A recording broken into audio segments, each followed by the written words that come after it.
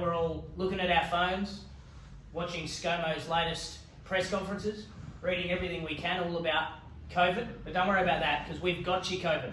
If you've been sitting in these horrible positions, you know, getting everything stiff, your lower back, the middle part of your back, you're going to want to get this stuff stretched out. So let's do that. All right, lots of different ways that you can do this, but let's go through a few. So lying on your back to start with, and we're just going to do some stuff. We've done a little bit of hip strength, so let's do a little bit of hip mobility as well and get everything moving. Getting your hips moving, obviously get your back moving a little bit as well, but I'll stop talking, let's start exercising. So you can go with one leg to start with, and just kind of hugging that knee straight up towards your chest. You want to vary that a little bit, you can pull up and across, you know, pull up and out, just get where you feel like it gives you the most bang for your buck. Obviously then the other side. Just try to pull, hold where you feel some resistance for a couple of seconds. Oh yeah. Sitting playing these videos too much. Alright, you can do two legs as well, same kind of concept. Pulling straight up. Again, pulling up and across.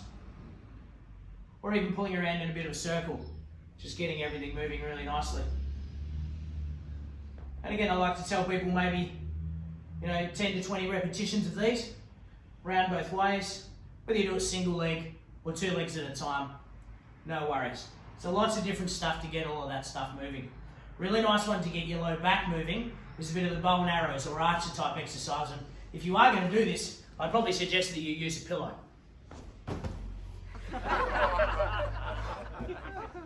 Okay, miracle of television. A lovely exercise, the old bow and arrow. So same as the setup for some of the hip strength stuff. Bit of a bend in the hips, bend in the knees, and everything from hips down we want to stay perfectly still. Don't let it move, all right? Then both hands out in front. I like to get people to slide that top hand as far as you can, make this a nice active stretch. And then you can slide that hand along your arm all the way back, and then have it rest in the middle of your chest, and you're trying and see if you can get your shoulder to touch the ground. So lying flat in your back. Come back and repeat that one.